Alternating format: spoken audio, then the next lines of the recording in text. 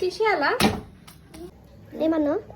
నూనె పెంకకు నూనె ఉల్లిగడ్డతో మంచిగా రాసుకోవాలి బాగా పెట్టేసి రాస్తే బిర్యానీ కాలేదన్నమాట మంచిగా మాడిపోదు బిర్యానీ ఎంతనే